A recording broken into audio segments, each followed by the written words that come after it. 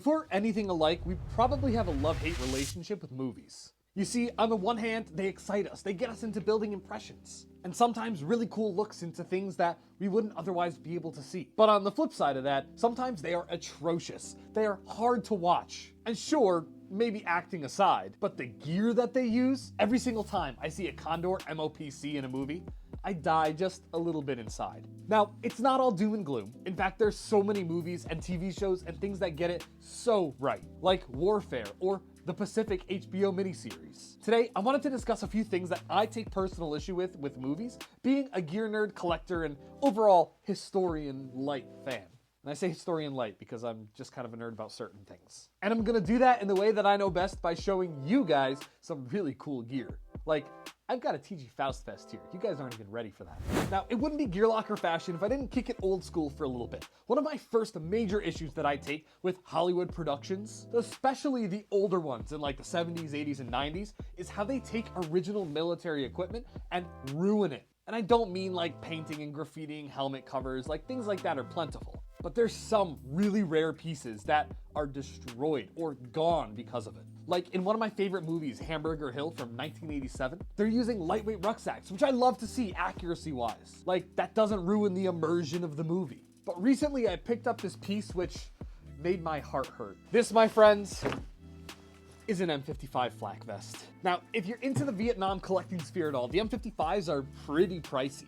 You can see these things going for hundreds of dollars. However, when I saw this one pop up on eBay, as well as a ton of others for like $115 with this CRC stamping, I knew I had to have it. Honestly, in beautiful condition. This one's dated 1968. This is one of these second pattern ones. However, there is a problem with it. As we undo the zipper and all the clasps, you realize that on the bottom of this vest, there's a ton of stitch marks. And it also feels a little bit lighter than your typical flak vest.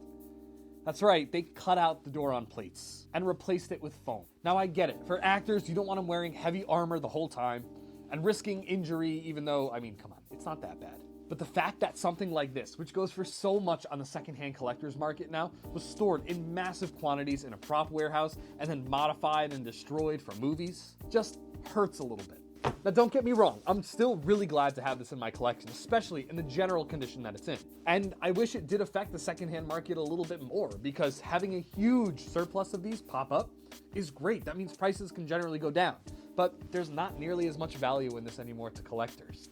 And it just makes me sad thinking about how much gear, especially used in older productions, is destroyed, burned, cut up, or modified so that for a lot of collectors, it kind of loses a lot of the value or just doesn't exist at all. Still, it's a cool piece. I've got an M55 flak sitting in front of me, something I never thought I'd do, especially not collecting marine stuff. But I want you guys to keep in mind that CRC stamp, because we're going to talk about something else that came from that prop warehouse. And before we get there, I also really love and respect movies that take it to the next level to go for accuracy. But again, as always, a ton of them don't. And it's weird what some studios decide to do versus kind of neglect. Like this prop warehouse purchased a bunch of these vests, and I have no idea where they showed up in film, but I know they were not made for military. So it's not like they took actual pieces and modified them, but for some reason they contracted these out to be made. This is that TG Faust vest I was telling you guys about. And here it is. Probably not what you're expecting to see in all honesty, because this TG Faust vest doesn't really exist in the nature that we understand it to. There was no official military contract for TG Faust to make a Pasget style vest. And if you don't believe me, let me show you that tag. Like, look at that thing. That's legit. That's the proper TG Faust tag and everything from Reading, Pennsylvania. And for them to make something like this, which again, I have not been able to identify. I tried to look for these little tan straps. I don't know if it was used in Stranger Things or some other production, but it's weird. There's so many real ones on the market that are available.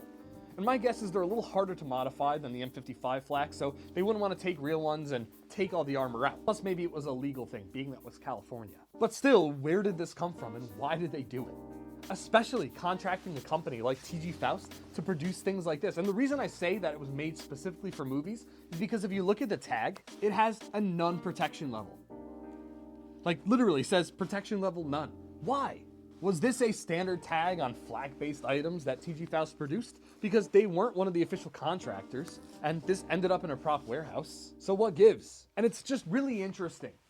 It makes you wonder what else is out there and what else is hiding. By the way, shout out to my boy Beastie, one of my Patreon guys, for sending this to me. I bought it from him, he found it at a surplus store and sent it over. He's a real one, as well as the rest of the Patreon guys. They get exclusive weekly videos, sort of vlog, sewing type videos. And we also hang out on live streams and they get discounts and all that on TGL equipment. So go check it out if you want to be one. Not to mention, that private Discord group is great. Now, these kinds of vests are neat and all. They have some historical significance or they're mysteries to look into and dive deeper in. And all they do is just raise questions and make you wonder where it showed up. Now, this last piece, I'm very confident I know exactly where it showed up. Sometimes, movies, even though they're not highly regarded and not crazy good, will make custom gear. And I hate watching a movie. You probably do this too. Seeing something and you're like, oh my god, I want one of those. For some of you nerds, it's like a tank or a plane, which you can't really get. But for a lot of us, it's gear. Like, that chest rig looks incredible. Or, my god, that camo pattern's so unique. And that's where we get to the last piece.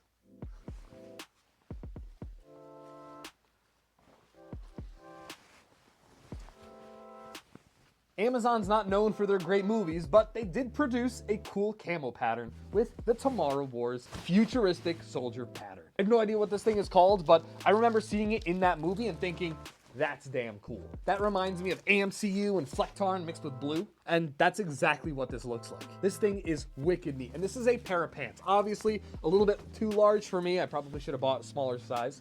But this was a good deal, and this is just something you would never see otherwise. Now, the eBay page where I did purchase this from has a few more, and I'd love to get my hands on one of the cool variants, but they've got a ton of props from this movie that they just put up on their store. And honestly, as much as the movie was kind of subpar, something like this is really neat. And that makes you appreciate the work that went behind it. To realize and hold a piece in your hand and say, I've never seen this before and we're probably never gonna see it again. Something so unique and makes you really value what some movies and companies do to make their stuff unique and not just the Condor MOPC or the AliExpress 6094 ripoff. And that's why I love watching movies. Sometimes you get mysteries and questions, other times you get cool things to look at, but all the times it makes you appreciate the gear and the work into it. That's why I'm the Gear Locker, because I'm a nerd. Hopefully you are too. I'll see you guys in the next one.